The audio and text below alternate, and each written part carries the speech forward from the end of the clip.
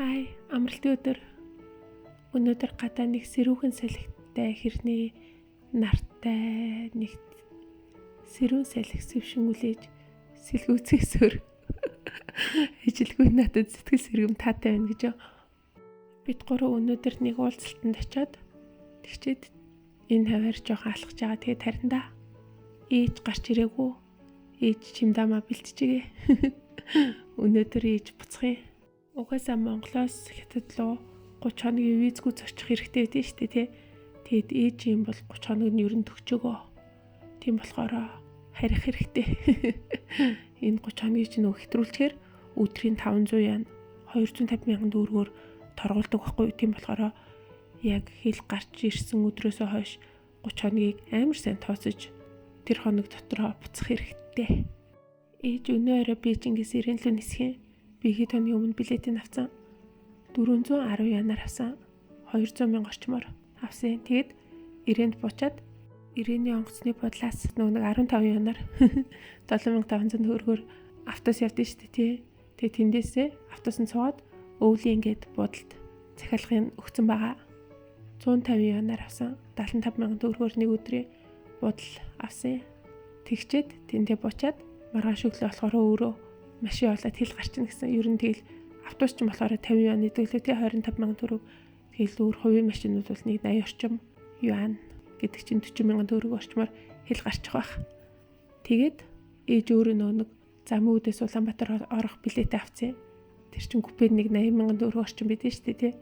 Тэгээд ер нь ийм зарлаар гэдэг нь за 200 мянга, 210, 280, 320, 400.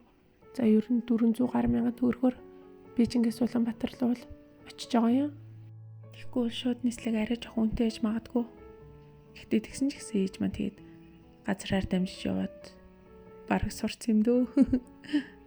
Гайгүй явчих байх гэснээс ээжийн нэг аяллаа бүтлгүүнийг түүхийг ярьж өгөө гэн санаанд ороод уур хүрчлээ гэж. За нэг юм болж исэн. Одоогоос нэг 6 жилийн өмнөх өвөл нөхөр хоёр тэр үед нэг Дорноговь аймагт үйлдвэрт ажилладаг байсан байхгүй юу. Тэгээд өвөл болохоор ер нь үйлдвэр маань тал хүчин чадлаараа ажиллаад тэгээд ажлын ачаал харьцангуй буурчтэй. Тэгсэн чинь нөхөр маань Солонгос руу ажиллаараа явчихж байгаа байхгүй юу. Тэгэд би ганцаараа гэртээ үлдсэн Дорноговь аймагт. Тэгэд яг өглөөд ажилдаа гараад тэгэл орой ирж л байгаа юм л да. Тэгсэн чинь ээж маань за чи жирэмсэг хүн наа яаж ганцаараа явах вэ? Би чамд очиж хань бол тэгээд тэгэд ирээгээ тэгсэн байхгүй юу. Тэгээд ээж маань нөгөө Улаанбаатараас замын үд ордог богоон цуугаад тэгээд үйлдвэр маань нөгөө Дорноговь аймгийн өргөн цуманд хийдэг гэсэн. Тэгээд богоон шөнийн 1 цаг үлээ 2 цагийн үед яг өргөн сумын өртөн дээр зогсдог байхгүй юу. Би тэгээд тосгоод ганцаараа шүн тэгээд машинтай очиод ээжийг тоссон байхгүй юу. Тэгэл яг богоо ирээл хүмүүс нь буугаал тэгэл богоо явсан чинь угаасаа тэр чинь тийм том өртөө, том сумч биш. Нэг 5-10 л хүн бууж байгаа юм л да. Тэгсэн чи ээж бууж ирдгүү.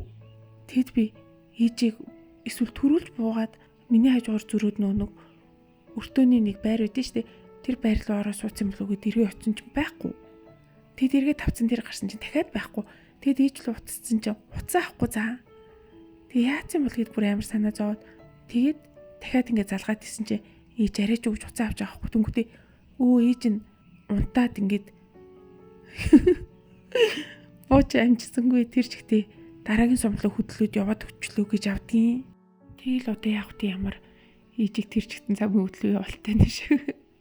За тэгвэл дараагийн өртөн дээр буучаарай. Би тэгээд очиад авъя гэдгсэн байхгүй юу.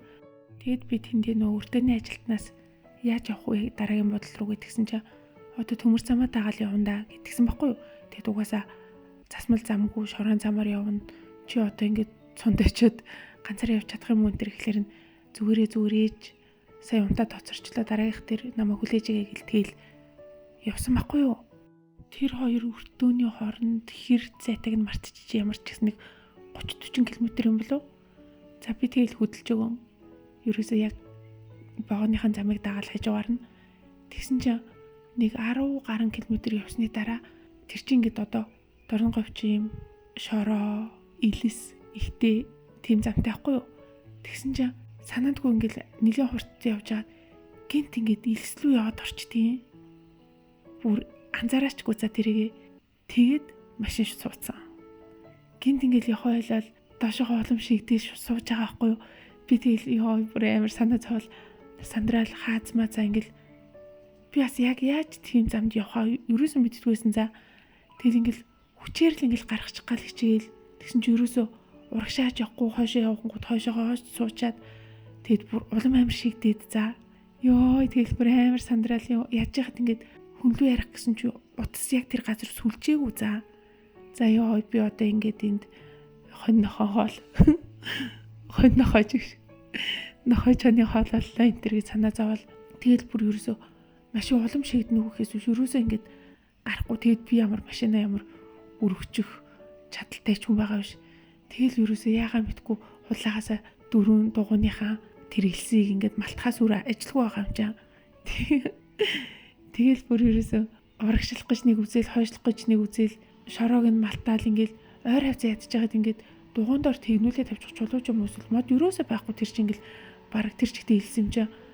За одоо яана гэж бодвол за тэгэд багажнаасаа ухаж чаад нөгөө нэг газар твсээ суудаг нөгөө чигний гудас олоод тэгээд тэрэнгээрээ урд дуугаа жоохон ингэж ухаж агаад тэрийг доор нивээд тэгэд за одоо энэ дээр л өстөж ихэн гарын шүү гэж бодвол тэгэл нэг хааз өгсөн чинь амар ингэ шарвж байгаа шууд ингэ гараад ирсэн за ямар ч гэсэн тэр хонхорхоогоос дугуй гарч байгаа байхгүй тэнгүүд нь тэр чигтээ урагшаага хаазасаар аваад яг үсэн дээр арайж өгч машина гаргаад ирсэн ёо за тэгэл санаа амарч байгаа юм чинь баг ингээл